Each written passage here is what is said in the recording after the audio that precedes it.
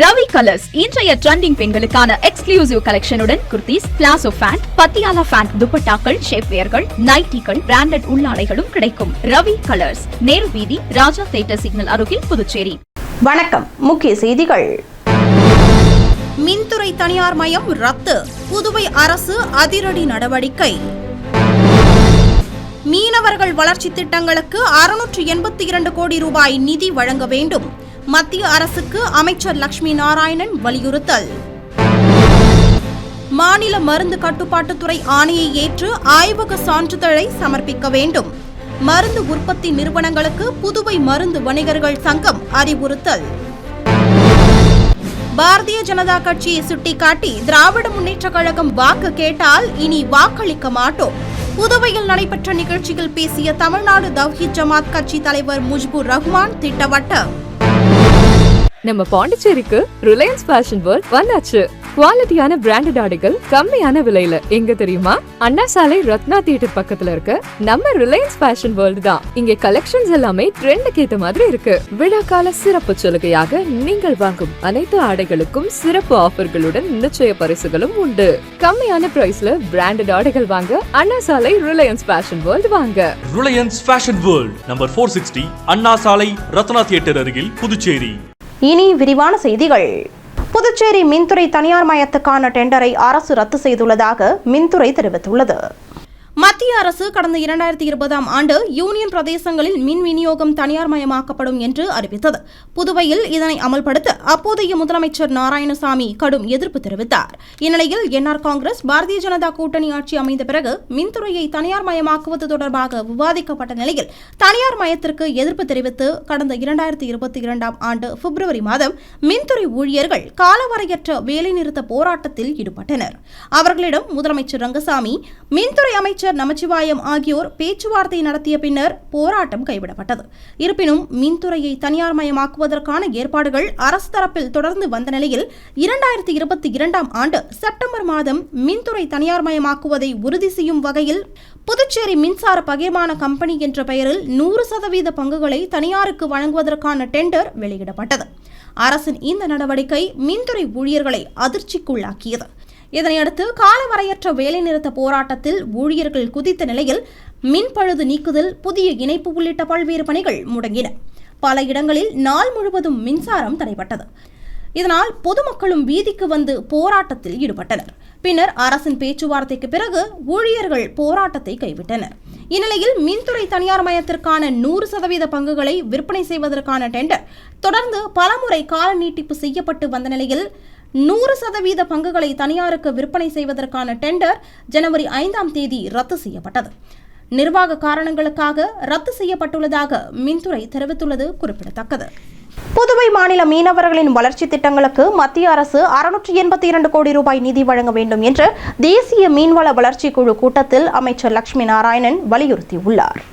மத்திய மீன்வளத்துறை அமைச்சகத்தின் கீழ் இயங்கி வரும் தேசிய மீன்வள வளர்ச்சி குழுவின் 12வது வருடாந்திர ஆட்சி மன்ற குழு கூட்டம் மத்திய மீன்வளத்துறை அமைச்சர் ராஜீவ் ரஞ்சன் சிங் என்ற லாலன் சிங் தலைமையில் ஹைதராபாத்தில் ஜனவரி 5ஆம் தேதி நடைபெற்றது. இந்த கூட்டத்தில் ஆட்சி மன்ற குழுவின் உறுப்பினரும் புதுச்சேரி மீன்வளத்துறை அமைச்சருமான லட்சுமி நாராயணன் புதுவை சட்டசபை வளாகத்தில் உள்ள தனது அறையில் இருந்து காணொலி காட்சி மூலம் கலந்து கொண்டார். அப்போது பேசிய அவர், புதுச்சேரி மாநிலமான மாஹே பிராந்தியத்தில் மீன்பிடி துறைமுக கட்டுமான பணிகளை நிறைவு செய்து விரைவில் அதனை பயன்பாட்டிற்கு கொண்டு வருவதற்கும் ஆழ்கடல் மீன்பிடி படகுகளின் எண்ணிக்கையை கூடுதலாக 30 வழங்குவதற்கு மத்திய மீன்வள அமைச்சகம் ஒப்புதல் வழங்க வேண்டும் என்றும் கேட்டுக்கொண்டார். மேலும் PMMSY திட்டத்தின் கீழ் தற்போது செயல்படுத்தப்படும் வாழ்வாதாரம் மற்றும் ஊட்டச்சத்து திட்டத்தின் மத்திய அரசின் உதவித்தொகை 9,000 பயனாளிகள் பங்காக 1,500 என மொத்தம் 10,500 ரூபாயாக வழங்க வேண்டும் என்றும், புதுவை மாநிலத்தில் உள்ள மீனவ கிராமங்களில் அடிப்படை வசதிகள் செய்ய 682 கோடி ரூபாயில் திட்ட அறிக்கை தயார் செய்யப்பட்டு வருவதாகவும், இது மத்திய மீன்வளத்துறை அமைச்சகத்திற்கு அனுப்பி வைக்கப்படும் என்றும், புதுவை மாநில மீனவர்களின் முழுமையான வளர்ச்சிக்கான திட்டங்களுக்கு தேவைப்படும் நிதியை மத்திய அரசு அளிக்க வேண்டும் என்றும் அவர் பேசினார். மாநில மருந்து கட்டுப்பாட்டுத்துறை ஆணையை ஏற்று மருந்து உற்பத்தி நிறுவனங்கள் ஆய்வக தர சான்றிதழை சமர்ப்பிக்க வேண்டும் என்று புதுவை மாநில மருந்து வணிகர்கள் சங்கத்தின் சார்பில் அறிவுறுத்தப்பட்டுள்ளது. புதுச்சேரியில் உள்ள மொத்த சில்லறை மருந்தகங்களின் இருப்பில் உள்ள மற்றும் இனிவரும் மருந்து மாத்திரைகளின் ஒவ்வொரு தொகுப்புகளின் ஆய்வக தர அறிக்கையை சமர்ப்பிக்க வேண்டும் என்று புதுவை மாநில மருந்து கட்டுப்பாட்டுத்துறை ஆணை பிறப்பித்துள்ளது. இதனை ஏற்று புதுவை மாநில மருந்து வணிகர்கள் சங்கத்தின் சார்பில் மருந்து உற்பத்தி நிறுவனங்கள் அனைவருக்கும் மின்னஞ்சல் ஒன்று அனுப்பி வைக்கப்பட்டுள்ளது. அதில் மருந்து கட்டுப்பாட்டுத்துறையின் உத்தரவையும் அவர்கள் கேட்கும் ஆய்வக தர சான்றிதழும் சமர்ப்பிக்க வேண்டும் என்று கூறப்பட்டுள்ளது.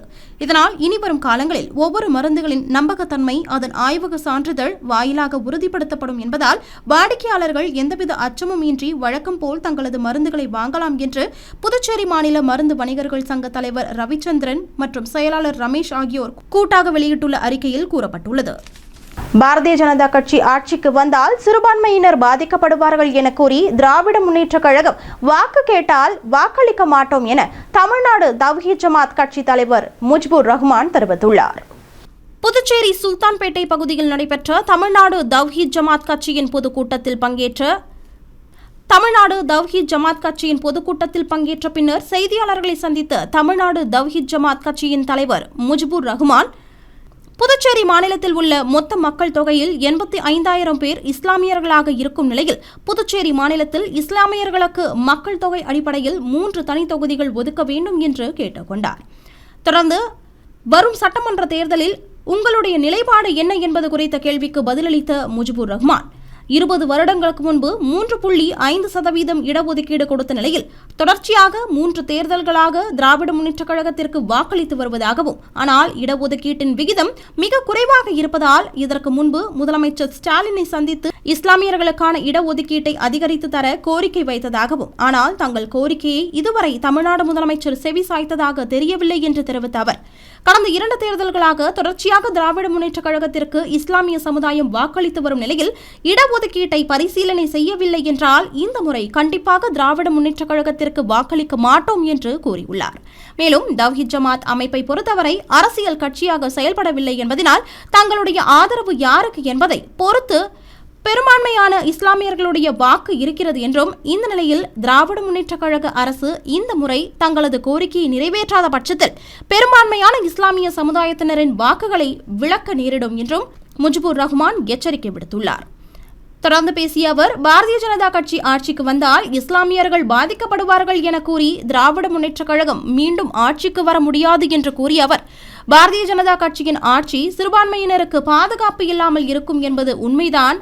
அதே நேரத்தில் திராவிட முன்னேற்றக் கழகம் கோரிக்கையை நிறைவேற்றாத பட்சத்தில் மற்ற கட்சியினருக்கு வாக்களிப்போம் அல்லது நோட்டாவிற்கு கூட ஓட்டு போட தயாராக இருக்கிறோம் என்றும் கூறினார்.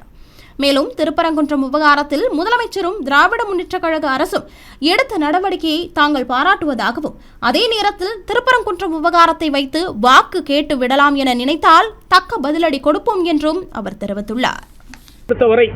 சுமார் 80,000க்கும் மேற்பட்ட இஸ்லாமியர்கள் இங்கு இருக்கிறார்கள். அவர்களுடைய விகிதாச்சாரத்தின் அடிப்படையில் அவர்களுடைய அந்த வாழ்வுரிமையை மையமாக கொண்டு கருத்தாக கொண்டு பின்தங்கியிருக்கக்கூடிய கல்வியிலும் வேலைவாய்ப்பிலும் முன்னேற்றம் அடையாமல் இருக்கக்கூடிய அந்த இஸ்லாமியர்களுக்கு தனியாக இடஒதுக்கீடு வழங்க வேண்டும் என்பதை நாங்கள் நீண்ட நாட்களாக கோரிக்கையாக வைத்துக் கொண்டிருக்கின்றோம். ஆளக்கூடிய என்ஆர் காங்கிரஸ் இதுவரை அரசு மற்றும் கல்வி வேலைவாய்ப்பில் இஸ்லாமியர்களுக்கு என்ன இடஒதுக்கீடை வழங்கியிருக்கிறது, எவ்வளவு இஸ்லாமியர்கள் பயனடைந்திருக்கிறார்கள் என்பதை வெள்ளை அறிக்கையாக அவர்கள் வெளியிட வேண்டும். அதை நாங்கள் சட்டமன்ற தேர்தல் சந்திப்பதற்கு முன்பு ஆளக்கூடிய என்ஆர் அரசாங்கத்திடம் இருந்து நாங்கள் எதிர்பார்க்கின்றோம். அப்படி வராத பட்சத்தில் பாண்டிச்சேரியில் இருக்கக்கூடிய இஸ்லாமியர்கள் நிச்சயம் அதற்கு எதிர்மறையான ஒரு விளைவிலை எடுப்பார்கள். அது நிச்சயம் ஆளக்கூடிய என்ஆர் காங்கிரசுக்கு மிகப்பெரிய பாதிப்பை ஏற்படுத்தும் என்பதையும் இந்த நேரத்தில் நாங்கள் தெரிவித்துக் கொள்கின்றோம்.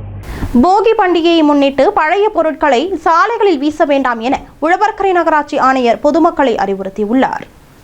போகி பண்டிகையை முன்னிட்டு வீடுகளில் உள்ள பயனற்ற பழைய மெத்தைகள், சோஃபாக்கள், படுக்கைகள் மற்றும் பழுதடைந்த மின்சாதன பொருட்கள், ஃப்ரிட்ஜ், வாஷிங் மிஷின், டிவி போன்றவற்றை சாலைகளில் உள்ள குப்பை தொட்டிகளில் போடப்படுகிறது.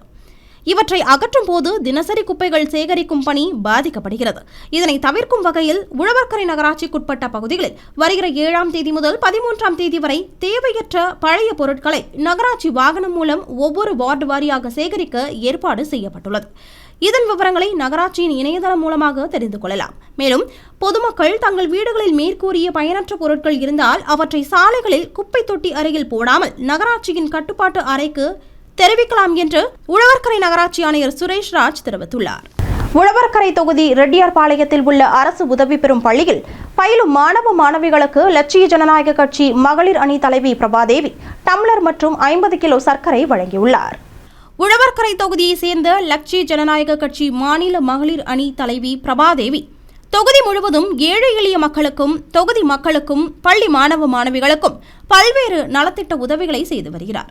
அந்த வகையில் லட்சிய ஜனநாயக கட்சி தலைவர் ஜோஸ் சார்லஸ் மார்டினின் ஆலோசனையின்படி லட்சிய ஜனநாயக கட்சி மாநில மகளிர் அணி தலைவி பிரபாதேவி ரெட்டியார்பாளையத்தில் உள்ள இமாக்குலேட் ஆர்ட் ஆஃப் மேரி அரசு உதவி பெறும் பள்ளியில் பயிலும் மாணவ மாணவிகள் 500 பேருக்கு டம்ளர் மற்றும் பிஸ்கெட் பாக்கெட்டுகளை வழங்கினார். அதனைத் தொடர்ந்து பள்ளி ஊழியர்களிடம் பள்ளி மாணவர்களுக்காக 50 கிலோ சர்க்கரையும் வழங்கினார். இதனை பெற்றுக்கொண்ட ஆசிரியர்கள், ஊழியர்கள் மற்றும் மாணவ மாணவிகள் அவருக்கு நன்றி தெரிவித்தனர். கடல்வாழ் உயிரினங்களுக்கு ஆபத்தை விளைவிக்கும் அக்கிடி முறையில் தொழில் செய்யும் மீனவர்களை கட்டுப்படுத்தி வாழ்வாதாரத்தை உயர்த்த இரு மாநில அரசும் நடவடிக்கை எடுக்க வேண்டும் என புதுவை மீனவர் கூட்டுறவு சங்கத்தினர் அரசுக்கு கோரிக்கை விடுத்துள்ளனர்.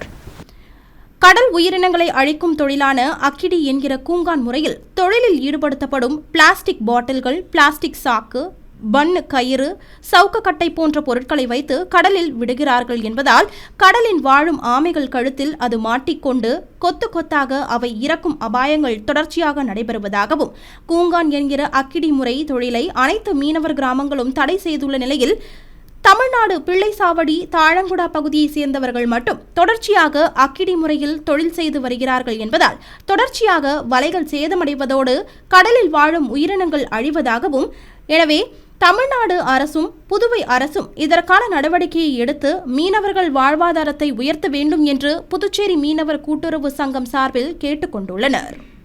புதுவையில் சிறப்பாக சேவையாற்றி மக்கள் மனதில் இடம் பிடித்த IPS அதிகாரி ஈஷா சிங் தற்போது டெல்லிக்கு இடமாற்றம் செய்யப்பட்டுள்ள நிலையில் புதுவை மக்களை மிஸ் பண்ணுவதாக கூறி தனது இணையதள பக்கத்தில் உருக்கமாக பதிவிட்டுள்ளார். இந்தியா முழுவதும் 49 IAS மற்றும் IPS அதிகாரிகளை இடமாற்றம் செய்து உள்துறை அமைச்சகம் உத்தரவிட்டுள்ளது. அதன்படி முதுநிலை காவல் கண்காணிப்பாளராக பணியாற்றிய ஈஷா சிங் டெல்லிக்கு பணியிடமாற்றம் செய்யப்பட்டுள்ளார். அவருக்கு பதிலாக ஜம்மு காஷ்மீரை சேர்ந்த IPS அதிகாரியான ரஜேந்தர் குமார் குப்தா புதுச்சேரிக்கு காவல்துறைக்கு பணிக்கு நியமிக்கப்பட்டுள்ளார். 2024ஆம் ஆண்டு முதல் புதுச்சேரியில் பணியாற்றிய காலத்தில் பல்வேறு சட்டம் ஒழுங்கு நடவடிக்கைகளில் முன்னெடுப்புடன் செயல்பட்டு பொதுமக்கள் மற்றும் அதிகாரிகள் மத்தியில் நல்ல வரவேற்பை பெற்றுள்ளார் ஈஷா சிங். குறிப்பாக சமீபத்தில் புதுச்சேரியில் நடைபெற்ற மக்கள் சந்திப்பு நிகழ்ச்சியில் தமிழக வெற்றிக் கழக தலைவர் விஜய் கலந்து கொண்ட நிகழ்ச்சியில் தமிழக வெற்றிக் கழக பொதுச் செயலாளர் ஆனந்திடம் கடிந்து கொண்ட சம்பவத்தில் ஈஷா சிங் காட்டிய கடுமை சமூக வலைதளங்களில் பேசுபொருளாகி கடமை உணர்வு கொண்ட அதிகாரியாக பாராட்டப்பட்டார். இந்நிலையில் இவர் பணியிடமாற்றம் செய்யப்பட்டு செய்தி இணையதளத்தில் வேகமாக பரவி வருகிறது. இதனை அறிந்து பொதுமக்கள் பலரும் அவருக்கு தங்கள் வாழ்த்துக்களையும் வருத்தத்தையும் தெரிவித்துள்ளனர். இதற்கு பதிலளிக்கும் விதமாக ஈஷா சிங்கும் புதுச்சேரி மக்கள் மிகவும் அன்பானவர்கள் என கூறி தனது நன்றியை தெரிவித்துள்ளார். இந்த பதிவு தற்போது இணையதளத்தில் வைரலாகி வருகிறது. இனி வருவது புதுவையில் இன்றைய தங்கம் மற்றும் வெள்ளி விலை நிலவரம். இன்றைய தங்கம் வெள்ளி விலை விவரம். புதுவையில் இன்றைய தங்கம் வெள்ளி விலை விவரம் வழங்குபவர்கள் முத்து கோல்ட் ஹவுஸ், பாண்டிச்சேரி. தங்கம் 1 கிராம் 12,725 ரூபாய். இன்றைய தங்கம் வெள்ளி விலை விவரம். வெள்ளி 10 கிராம் 2,680 ரூபாய். இத்துடன் AMN செய்திகள் நிறைவடைந்தன. வணக்கம். உங்கள் முத்து சில்க் ஹவுஸின் புதுச்சேரி நேரு வீதி வணிக திருவிழா வருகின்ற ஜனவரி 1 முதல் பிப்ரவரி 20 வரை. நீங்கள் வாங்கும் ஆடைகளுக்கு பரிசு கூப்பன்களை பெற்று உங்களுக்கான பரிசுகளை வென்று மகிழ்ச்சி அடையுங்கள். முத்து சில்க் ஹவுஸ் உங்கள் AMN டிவியின் 24ஆம் ஆண்டு இனிய தொடக்கம். எங்களின் இந்த சாதனைக்கு உறுதுணையாய் இருக்கும் நேயர்களுக்கும் விளம்பரதாரர்களுக்கும் நெஞ்சார்ந்த நன்றி. AMN டிவி இது நம்ம ஊரு சேனல்.